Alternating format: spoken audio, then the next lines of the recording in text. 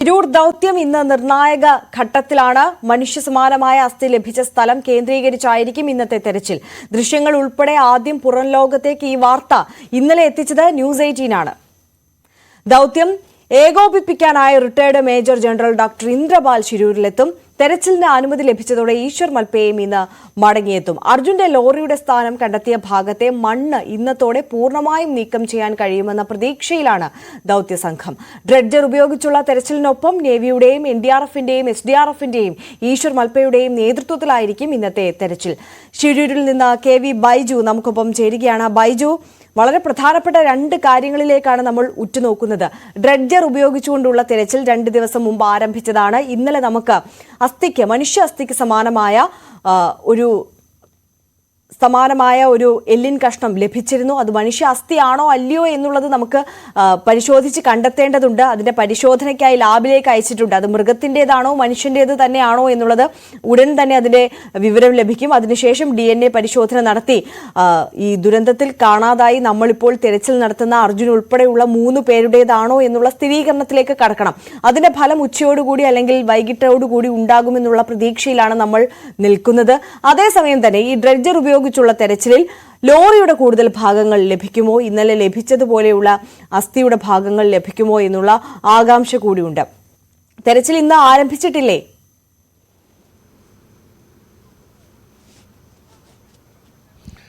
ഭവ്യ, തെരച്ചിൽ ഇതുവരെ ആരംഭിച്ചിട്ടില്ല. നമുക്ക് കാണാം ഡ്രെഡ്ജർ ഇപ്പോൾ അവർ പ്രവർത്തനത്തിനായി അവർ തുടങ്ങുകയാണ്. ഏതായാലും ഇന്ന് ഈ ഷിരൂർ ദൌത്യത്തിൽ അതിനിർണായകമാണ്. കാരണം ഇന്നലെ ലഭിച്ച ആ അസ്ഥി അത് മനുഷ്യന്റേതാണോ മൃഗത്തിന്റേതാണോ എന്ന കാര്യത്തിൽ ഇന്ന് തന്നെ ആ ഫലം ലഭിക്കുമെന്നാണ് നമുക്ക് അറിയാൻ സാധിക്കുന്നത്. അങ്ങനെയാണെങ്കിൽ 4 മണിയോടുകൂടി ആ ഫലം പുറത്തുവരും. പക്ഷേ അപ്പോഴും ഈ DNA പരിശോധന ഫലം ഇന്നത്തേക്ക് ലഭിക്കാൻ സാധ്യതയില്ല എന്നറിയുന്നു. നാളെയോ മറ്റന്നാളോ മാത്രമേ അത് ലഭിക്കാൻ സാധ്യതയുള്ളൂ. എന്തായാലും അത് കാത്തിരിക്കുകയാണ്, വലിയ പ്രതീക്ഷയോടുകൂടി കാത്തിരിക്കുകയാണ്.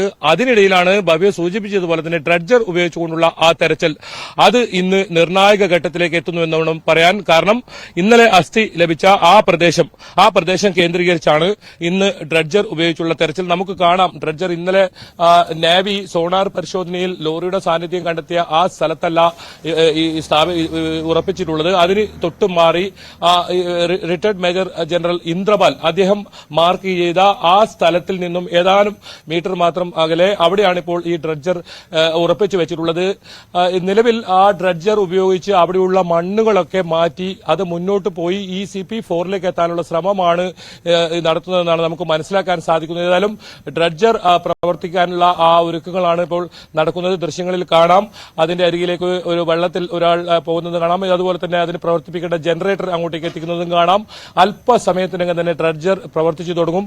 പ്രധാനമായും ആ ഭാഗങ്ങളിലുള്ള മണ്ണ് അത് നീക്കം ചെയ്യേണ്ടതുണ്ട്. ആ മണ്ണ് വളരെ സൂക്ഷ്മതയോടുകൂടി വേണം ഇന്നത്തെ തെരച്ചിൽ നടത്താൻ എന്നതാണ് ഏറ്റവും പ്രധാനം. ഏതായാലും ഇന്ദ്രപാൽ അദ്ദേഹം ഇന്ന് ഇവിടെ ഷിരൂരിൽ എത്തുന്നുണ്ട്. ഈ പ്രവർത്തനം ഏകോപിപ്പിക്കാനാണ് അദ്ദേഹം എത്തുന്നത്. കുടുംബത്തിന്റെ ആവശ്യപ്രകാരം കൂടിയാണ് ഇന്ദ്രപാൽ എത്തുന്നത്. നമുക്കറിയാം തുടക്കത്തിൽ അദ്ദേഹം ഇവിടെ ഇത്തരത്തിൽ ഈ തെരച്ചിലുമായി ബന്ധപ്പെട്ട് റഡാർ പരിശോധനയൊക്കെ നടത്തി നിർണായക വിവരങ്ങളാണ് കണ്ടെത്തിയത്.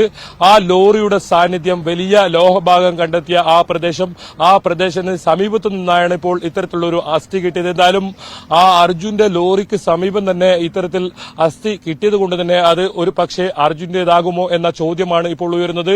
2 മാസത്തിലേറെയായി നമ്മൾ ചോദിക്കുന്ന ആ ചോദ്യത്തിന് അങ്ങനെയാണെങ്കിൽ ഉത്തരം ലഭിക്കും. അപ്പോഴും അർജുൻ സഞ്ചരിച്ച ആ വലിയ ഭാരത് ബെൻസ് ലോറി അതിപ്പോഴും കാണാമറയത്താണ്. ആ ലോറി എവിടെ? ആ ലോറി പുറത്തേക്ക് എത്തിക്കാൻ സാധിക്കുമോ?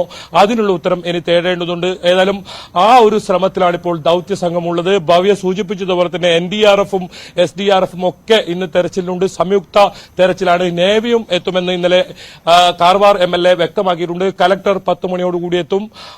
ജിതിൻ, അതായത് അർജുന്റെ കുടുംബം ജിതിനും അഞ്ജുവും ഇപ്പോഴും അഞ്ജു ഇവിടെ തന്നെ ഉണ്ട്. കഴിഞ്ഞ ദിവസമാണ് അഞ്ജു ഇവിടെ എത്തിയത്. അതായത് ഈ അർജുൻ അവസാന നാളുകളിൽ കഴിഞ്ഞ ആ സ്ഥലം അത് കാണണമെന്ന് ഏറെ നാളായി ആഗ്രഹിക്കുന്നു. അതിനായാണ് അഞ്ജു ഇവിടെ എത്തിയത്. ഇന്നലെ തിരിച്ചു പോകുമെന്നാണ് പറഞ്ഞിരുന്നെങ്കിലും ഇന്നലെ ഇവിടെ തന്നെ തങ്ങുകയായിരുന്നു. ഏതായാലും ഇന്നുകൂടി അഞ്ജു ഇവിടെയുണ്ട്. ഇന്നലെ ഈ അസ്ഥി കിട്ടിയതൊക്കെ അവർക്ക് വലിയ പ്രതീക്ഷ പകരുന്നുണ്ട്. എന്നാലും അവർ വലിയ തോതിൽ പ്രതികരിക്കാൻ തയ്യാറായിട്ടില്ല. DNA പരിശോധന ഫലം വരട്ടെ എന്ന് തന്നെയാണ് അവരും പറയുന്നത്. ഈ 3 പേരെയാണ് ഇനി കണ്ടെത്താനുള്ളത്. അതായത് ലോകേഷും ജഗന്നാഥനും ഒപ്പം നമ്മുടെ അർജുനും. ഈ 3 പേരിൽ ആരുടേതെങ്കിലും ആകുമോ ഈ അസ്ഥി എന്നതാണ് ഇനി അറിയേണ്ടത്. ആ പരിശോധനാ ഫലം വരാൻ ഇന്നൊരു ദിവസം കൂടി കാത്തിരിക്കേണ്ടി വരും.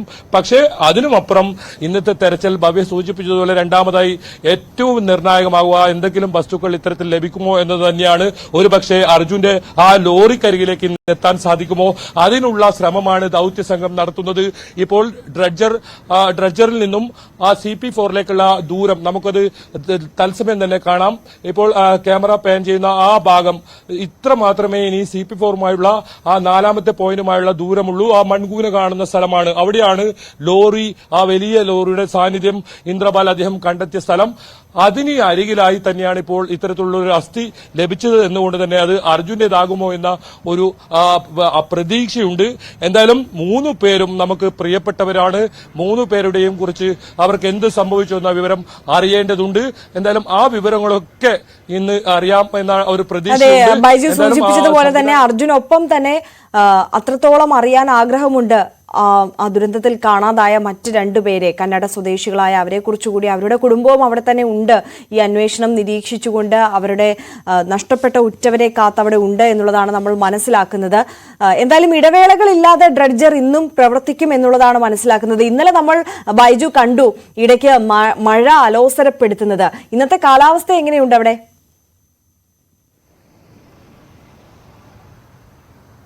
ആര്യ, ഇന്ന് കാലാവസ്ഥ വളരെ അനുകൂലമാണ്. ഏതെങ്കിലും തരത്തിൽ മഴയൊന്നും ഇല്ലാതെ തെളിഞ്ഞ കാലാവസ്ഥ തന്നെയാണ്. അതുപോലെ തന്നെ ഈ ഗംഗാവലി പുഴയുടെ ഒഴുക്ക് ഇന്ന് വലിയ തോതിൽ കുറഞ്ഞിട്ടുണ്ട്. അതുപോലെ തന്നെ വെള്ളം കുറഞ്ഞ ഒരവസ്ഥയുണ്ട്. ഇന്നലെ ഉച്ചയ്ക്കൊക്കെ നമ്മൾ കണ്ടത് വലിയ തോതിൽ വെള്ളം ഉയർന്നു വരുന്നതാണ്.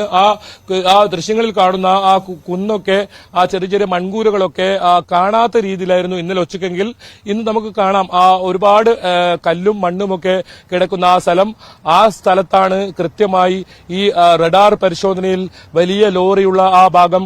അതിന് സമീപത്തെ പ്രദേശങ്ങളിലൊക്കെ ഇന്ന് തെരച്ചിൽ നടത്തേണ്ടതുണ്ട്. ഏതെങ്കിലും തരത്തിൽ ഇത്തരത്തിലുള്ള വസ്തുക്കൾ, ശരീരാവശിഷ്ടങ്ങൾ എന്തെങ്കിലും ലഭിക്കുന്നുണ്ടോ എന്നതാണ് പ്രധാനമായി നോക്കേണ്ടത്. ഡ്രഡ്ജർ അത് പ്രവർത്തനം ആരംഭിച്ചിരിക്കുന്നു. നമുക്ക് ആ ദൃശ്യങ്ങളിലേക്ക് തന്നെ പോകാം. ആര്യ, ഡ്രഡ്ജർ പ്രവർത്തനം ആരംഭിച്ചിരിക്കുന്നു. അവരുടെ ആഴങ്ങളിലുള്ള മണ്ണുകൾ നീക്കം ചെയ്യുന്ന പ്രവൃത്തി നമുക്ക് ദൃശ്യങ്ങളിൽ കാണാം. വളരെ സൂക്ഷ്മതയോടുകൂടിയാണ് ഇന്ന് ഈ പ്രവർത്തനം നടക്കുന്നത്. കാരണം ഏതെങ്കിലും തരത്തിൽ വലിയ എഞ്ചിൻ ഭാഗമോ അങ്ങനത്തെ അത്തരം ഭാഗങ്ങൾ മാത്രമല്ല ഇന്ന് ഇനി കണ്ടെത്തേണ്ടത്. കഴിഞ്ഞ ദിവസങ്ങൾക്കപ്പുറം ഇതുപോലുള്ള ചെറിയ ചെറിയ ഏതെങ്കിലും ശരീരാവശിഷ്ടങ്ങൾ ഉണ്ടോ എന്നുകൂടി ഇന്ന് അന്വേഷിക്കേണ്ടതുണ്ട്. അതുകൊണ്ട് തന്നെ ഈ മണ്ണ് എടുത്ത് അതിൽ സൂക്ഷ്മമായി നോക്കിയതിനു ശേഷം മാത്രമേ അത് ആ സമീപത്തിന് കാണുന്ന വെസൽ ബോട്ടിലേക്ക് മാറ്റാൻ സാധിക്കൂ. ഏതായാലും ഡ്രഡ്ജർ ഇപ്പോൾ പ്രവർത്തിക്കുന്നു. ആ തെരച്ചിൽ ആരംഭിച്ചിരിക്കുന്നു. ഡ്രഡ്ജർ ഉപയോഗിച്ചുകൊണ്ടുള്ള തെരച്ചിൽ ആരംഭിച്ചിരിക്കുന്നു. നടത്തുന്ന സ്ഥലത്താണ് ഒരുപാട് വാഹനങ്ങൾ, അതായത് ലോറിയുടെ അവശിഷ്ടങ്ങൾ ഉൾപ്പെടെ ലഭിച്ചിരുന്നത്. ഒരു സ്കൂട്ടർ ലഭിച്ചിരുന്നതും അതേ സ്ഥലത്താണ്. എന്തായാലും ഇനി വളരെ നിർണായകമാണ്. ഓരോ സമയത്തും എന്തെങ്കിലും വസ്തുക്കൾ കിട്ടുന്നുണ്ടോ എന്നത് ആ JCB കൃത്യമായി പരിശോധിക്കേണ്ടി വരും. കാരണം ഓരോ സമയത്തും ഇത് ആഴങ്ങളിലേക്ക് പോകുമ്പോൾ പല പല വസ്തുക്കൾ ആ JCBയിൽ കിട്ടുന്ന ഒരു അവസ്ഥയുണ്ട്. അത് ഇന്നലെയും നമ്മൾ കണ്ടതാണ്. ഒരു പക്ഷേ അർജുന്റെ ലോറിയുടെ വലിയ ലോഹഭാഗങ്ങളൊന്നും ഇതുവരെ ഈ ഗംഗാവലി പുഴയിൽ നിന്നും കണ്ടെത്താൻ സാധിച്ചിട്ടില്ലെങ്കിലും മരത്തടി ഉൾപ്പെടെ കയർ ഉൾപ്പെടെയുള്ള വസ്തുക്കളൊക്കെ കഴിഞ്ഞ ദിവസങ്ങളിൽ ലഭിച്ചു. ഇനി അറിയേണ്ടത് ആ ലോറി വലിയ കേടുപാടുകൾ കൂടാതെ മണ്ണിൽ പൂണ്ട നിലയിൽ കിടപ്പുണ്ടോ എന്നതാണ്. അത് കണ്ടെത്താനുള്ള തെരച്ചിലാണ് നടക്കുന്നത്. ഏതായാലും ഡ്രഡ്ജർ ഇപ്പോൾ പ്രവർത്തനം ആരംഭിച്ചിരിക്കുന്നു. ഇന്നലത്തേതിനേക്കാളും സജീവമായി ഒരുപാട് പേർ ഇവിടെ നമുക്ക് ഗംഗാവലി പുഴയിൽ ഇപ്പോൾ കാണാം. ഇനി നേവിയും അതുപോലെ തന്നെ SDRFും NDRFും ഒക്കെ അല്പസമയത്തിനകം ഇവിടെ എത്തും. അതിനപ്പുറം ഈശ്വർ മൽപ്പെ കൂടി ഇന്ന് വീണ്ടും രംഗത്തിറങ്ങുന്നു എന്ന് തന്നെയാണ് ഏറ്റവും ആശ്വാസം. ഇന്നലെ ഒരു പക്ഷേ നിരാശയുണ്ടാക്കുന്ന ഒരു വാർത്ത ഉച്ചയ്ക്ക് ശേഷം വന്നത് ഈശ്വർ മൽപ്പെ മടങ്ങിപ്പോകുന്നു എന്നതാണ്. അപമാനിതനായി മടങ്ങിപ്പോകുന്നു എന്നതാണ്. ഒരുപക്ഷെ അതൊക്കെ ഇന്നലെ ജില്ലാ ഭരണകൂടം നേരിട്ട് ഇടപെട്ട് സംസാരിച്ച് പരിഹരിച്ചിരിക്കുന്നു എന്ന് വേണം മനസ്സിലാക്കാൻ. ജില്ലാ ഭരണകൂടം നേരിട്ട് ഇടപെട്ട് പരിഹരിച്ചു എന്ന് പറയുമ്പോൾ ബൈജു, ഇപ്പോൾ മൽപ്പെ മുന്നോട്ട് വെച്ച കുറച്ച് ആവശ്യങ്ങൾ ഉണ്ടായിരുന്നു. അദ്ദേഹത്തിന് ഔദ്യോഗികമായ ഒരു അനുമതി തരണം. അതോടൊപ്പം തന്നെ അദ്ദേഹവും ടീമും സ്വന്തം നിലയിലാണ് അവിടുത്തെ ചിലവുകളെല്ലാം വഹിക്കുന്നത്. ഭക്ഷണത്തിന് പോലും അവിടെ നിന്നുള്ള പണമൊന്നും സർക്കാരിന്റെ ഭാഗത്തു നിന്ന് ലഭിക്കുന്നില്ല. ഇതിനോടകം തന്നെ വലിയ തുക അവർക്ക് ചിലവായും കഴിഞ്ഞു. അപ്പോൾ അത്തരത്തിൽ അവരെ സഹായിക്കുക കൂടി വേണം എന്നുള്ള ആവശ്യമൊക്കെ ഉണ്ട്. അതോടൊപ്പം അദ്ദേഹത്തിന് അവിടെ നല്ല രീതിയിൽ ആഴങ്ങളിലേക്ക് എത്തി ഈ അന്വേഷണം നടത്താനുള്ള പൂർണ്ണ സ്വാതന്ത്ര്യം ലഭിക്കണമെന്നൊക്കെ, അത്തരത്തിലുള്ള അനുമതിയൊക്കെ അദ്ദേഹത്തിന് ലഭിച്ചു കഴിഞ്ഞിട്ടുണ്ടോ? ഈ അനുനയ നീക്കത്തിൽ അതൊക്കെ ചർച്ചയായിട്ടുണ്ടോ?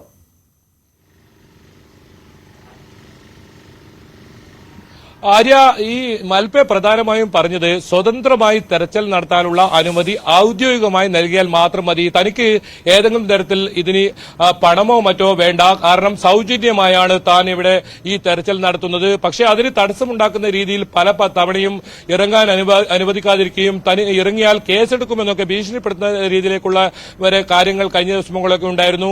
അതാണ് അദ്ദേഹത്തെ വലിയ മനോവിഷമത്തിലേക്ക് എത്തിച്ച് ഇവിടെ നിന്നും തിരിച്ചു പോകുന്ന ഒരു വൈകാരികമായ രംഗം ഇന്നലെ കാണേണ്ടി വന്നത്. എന്തായാലും അദ്ദേഹം പറഞ്ഞത് ഔദ്യോഗികമായി ആവശ്യപ്പെട്ടാൽ താൻ ഇനിയും തിരിച്ചു വരും. കാരണം അത് കുടുംബത്തിന് നൽകിയ ഉറപ്പാണ്.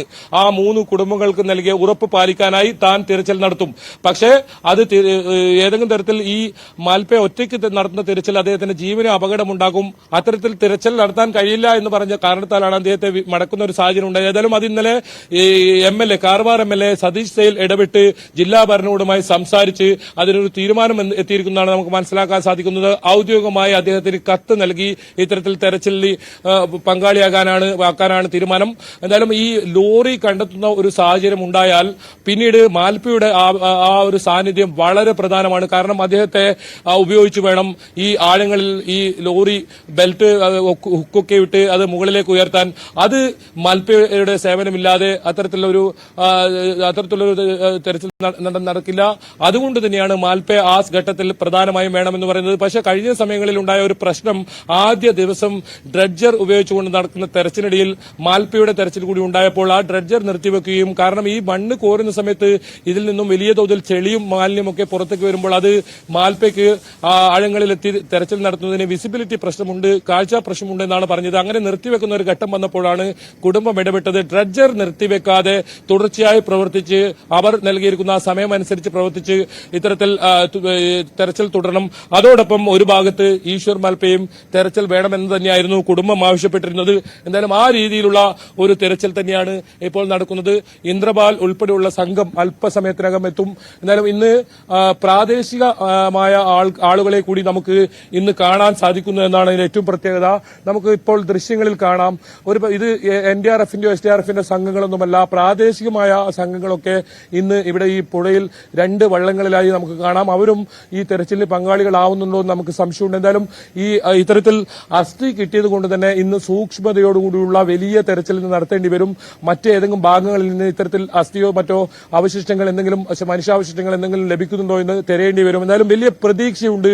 അതുപോലെ തന്നെ നിർണായകമായ മണിക്കൂറുകളിലൂടെയാണ് ഗംഗാവലി പുഴ ഇപ്പോൾ സാക്ഷ്യം വഹിക്കുന്നത്. കഴിഞ്ഞ ദിവസങ്ങളിൽ ഒന്നുമില്ലാത്ത തരത്തിൽ വലിയ തോതിൽ നിർണായകമായ ഒരു ഘട്ടം ഇപ്പോൾ പിന്നിടുന്നു എന്ന് വേണം പറയാൻ. എന്തായാലും കുറച്ചുകൂടി സമയം കഴിഞ്ഞാൽ നേവി ഉൾപ്പെടെയുള്ള സംഘം കൂടി ഇവിടെ എത്തും. അവർ കൂടി എത്തിയാൽ തിരച്ചിലിന് വേഗത കൈവരും.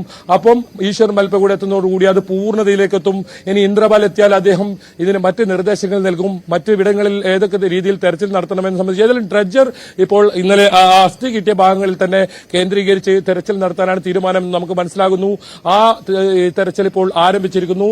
എന്തായാലും ഇന്ന് 8 മണിക്കാണ് ആരംഭിക്കും എന്ന് പറഞ്ഞതെങ്കിലും അല്പം വൈകി 9 മണിയോടുകൂടിയാണ് ഇപ്പോൾ ഈ തെരച്ചിൽ ആരംഭിച്ചിരിക്കുന്നത്. ആ സമയക്രമം അവർ വൈകിട്ട് 6 മണിയെന്നുള്ള 7 മണിവരെ ആ തെരച്ചിൽ നടത്തി അവർ അത് ആ രീതിയിൽ ക്രമീകരിക്കുമെന്നാണ് നമുക്കറിയാൻ സാധിക്കുന്നത്. എന്തായാലും 10 മണിക്കൂർ തെരച്ചിലാണ് കോൺട്രാക്ട് പ്രകാരം ഇവർക്കുള്ളത്. മൊത്തം 80 മണിക്കൂറിന്റെ തുക ഇവർക്ക് നൽകി കഴിഞ്ഞു.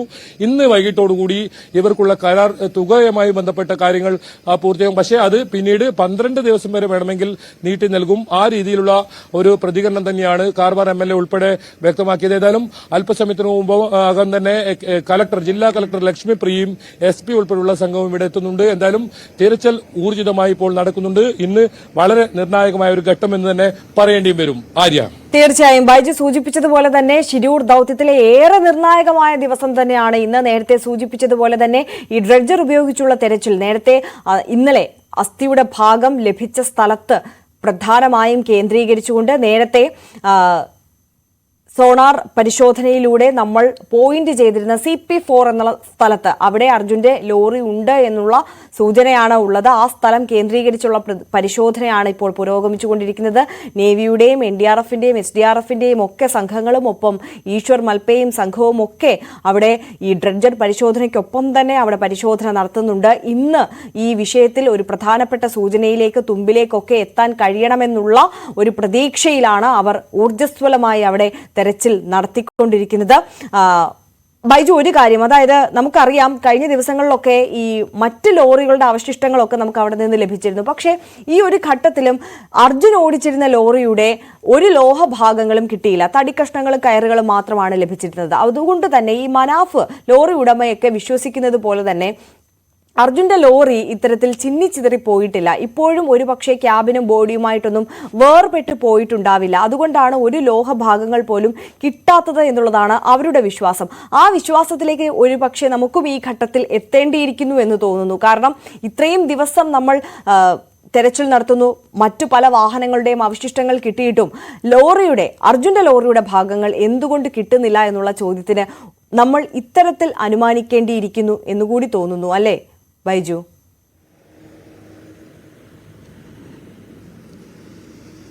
തീർച്ചയായും ആര്യ, അത് വളരെ പ്രധാനപ്പെട്ട കാര്യമാണ്. ഈ സൂചിപ്പിച്ചതുപോലെ തന്നെ അർജുന്റെ ലോറിയുടെ ഏതെങ്കിലും ഭാഗങ്ങൾ, വലിയ തോതിലുള്ള ലോഹഭാഗങ്ങളോ ഒന്നും തന്നെ ലഭിച്ചിട്ടില്ല. അതുകൊണ്ട് തന്നെ അത് ഇന്ദ്രപാൽ അദ്ദേഹം നേരത്തെ തന്നെ കണ്ടെത്തിയിട്ടുണ്ട്. അതായത് ഈ ട്രക്ക് ക്യാബിനുമായി വേർപെട്ടില്ല എന്നാണ് അദ്ദേഹത്തിന്റെ തെരച്ചിലിൽ, അദ്ദേഹത്തിന്റെ റഡാർ പരിശോധനയിൽ അന്ന് കണ്ടെത്തിയത്.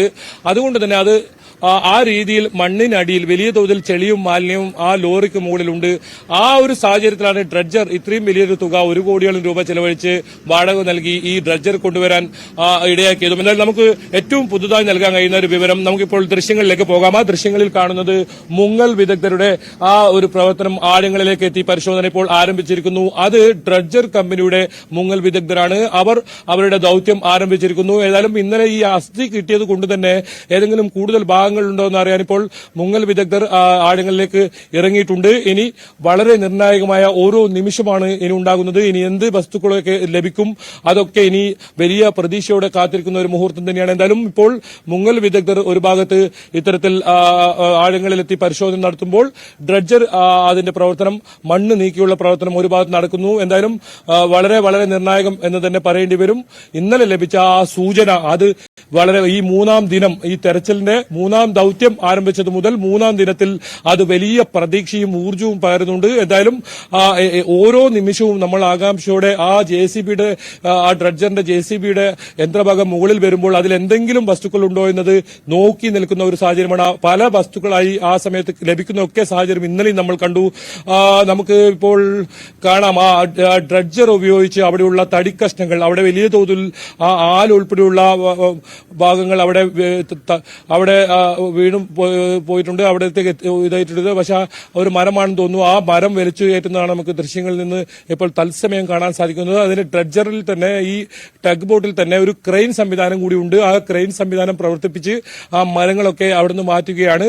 ഏതെങ്കിലും തരത്തിൽ ഈ മരങ്ങൾക്കിടയിലോ മറ്റോ കുടുങ്ങിക്കിടക്കുന്ന രീതിയിൽ അസ്ഥിയോ മറ്റോ എന്തെങ്കിലും കിട്ടുമോ എന്നാണ് നോക്കുന്നത്. വളരെ സൂക്ഷ്മതയോടുള്ള തെരച്ചിലാണ്. നമുക്കിപ്പോൾ ആ ദൃശ്യങ്ങളിൽ തത്സമയം കാണാം. ആ മരം, അവിടെ നിന്ന് തടസ്സം നേരിട്ട ആ മരം എടുത്ത് ക്രെയിൻ ഉപയോഗിച്ച് പുറത്തു മാറ്റുന്നു.